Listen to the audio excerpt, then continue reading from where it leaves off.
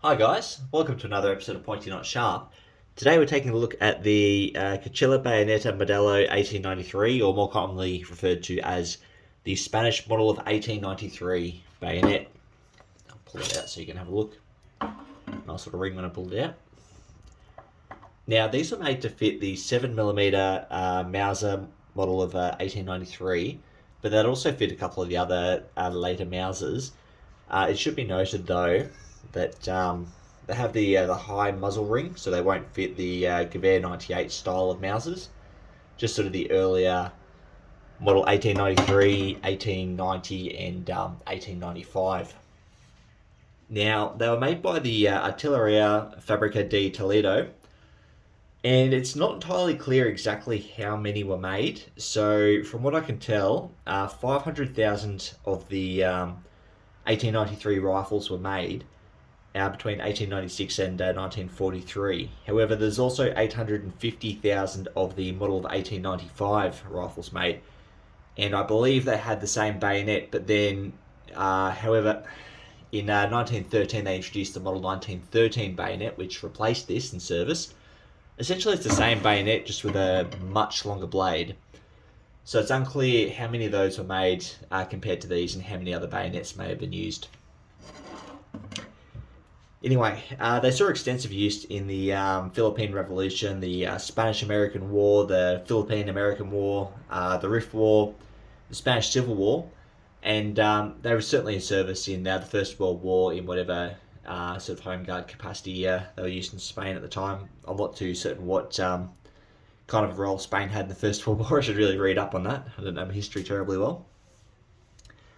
But the history of this bayonet is a little bit interesting. So initially, Spain started a trial for a new rifle and bayonet, and that was the model of 1890 trials. And they used the Ottoman Empire 1890 rifle. That was the rifle they wanted in their trials. And the bayonet style they selected is essentially what we have here. Just slightly different was the initial one, but essentially it was modelled after the German 71/84 bayonet, being the very first knife bayonet.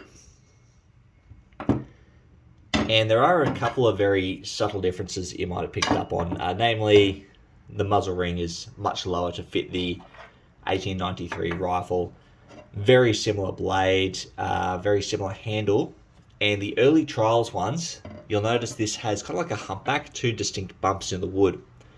The model 1890 trials for the Spanish ones, and the one that came after that, sort of in between the trial and the final issue, the 92/93, that also had the humpbacks as well. And like this one here, had a much more pronounced, I think they call it a beak on the pommel. But by 1893, when they introduced this model, that's long gone. And as I alluded to earlier, this bayonet was designed to be replaced by the model of 1913 bayonet.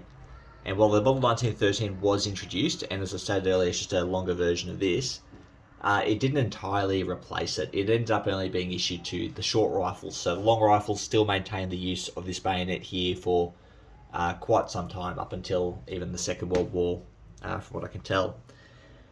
But we'll jump in and take a look at the construction of the blade. And when I bought this one, it was in pretty bad condition. I've done a lot of cleaning up on it, removed a fair bit of corrosion.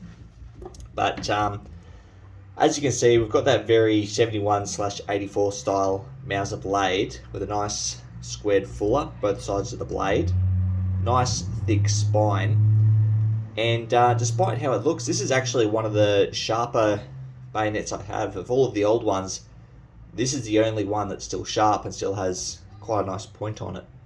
I always sort of dismissed these based on the look. I thought that, Spanish, they'll be a bit cheap, a bit crap.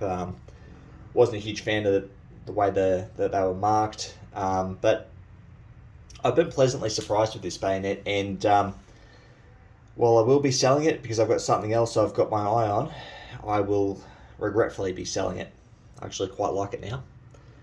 And moving down, we've just got a very Mauser style of crossguard. By Mauser style, I mean sort of your 93, 95 style, even your 91. And then 2 wooden grips retained by, what are they, rivets? I've read that there was a later version that was screwed on. I don't know if that was a refurbishment or if that was an update to the design. And then moving down, just a standard Mauser pommel with a push button. Now we only have the the T Mortise here, and the laser ones you'll find with the circle underneath for the cleaning rod. That's more your 98, your Gewehr 98 style of rifles will have that. Everything prior to that will have this style of Mortise. Now the scabbard, it's just a leather scabbard with a steel Chapin locket. Very Mauser style of frog stud here with a throat that's retained by a single screw. And there's nothing too special about this little ball finale at the end. There's no drainage hole down the bottom. But I've been coming across quite a few of these that are in really, really good condition. It's quite common to find them in good condition. So whether they were preserved well or made well, I don't know. But there's still quite a few of them around. And finally, I'll talk about the markings. From what I can tell, there are only 2 kinds of markings you'll find on these. So on the Ricasso, you'll find the manufacturer's details as well as the year of manufacture. So here we've got Artilleria FCA de Toledo, 1905. So this is manufactured in 1905. And just below that on the crossguard, we've got a serial number 0462. It's not clear if the serial numbers are by year or if maybe there's a letter prefix. I haven't been able to tell. And it's also not clear if they match rifles. If you know anything about that, please comment below. This is one bayonet I actually struggled to find a whole lot of information on. And I put that down to the fact they're a lot less collectible than a lot of the other bayonets at the time. Like all your British bayonets and particularly German and American, they're very, very collectible, very, very well documented. And I'm certain these are probably very well documented as well. It's just I haven't been able to find any kind of publication with that information, whether it's in Spanish or it's just exceedingly rare or it hasn't been published, I don't know. But if you've got access to the information, please feel free. I would absolutely love to hear from you. But despite the really good quality of this bayonet, and while I won't go as far as to say they're scarce, but they're not the most common bayonet, they don't tend to command much of a price when they do come up for sale. Like I got this one for 95 Australian dollars, which is nothing. And I've seen the last couple on eBay sell for very, very low. So in my opinion, this is a very underrated bayonet, and you can pick them up exceedingly cheap, which is fantastic for the collector. Next on my list, I do want to get a model of 1913, the long version. I've got my eye on a couple. I'm just trying to find the one in the best condition for the most reasonable price, but I've got a couple projects in the works at once, so we'll see what I end up picking up.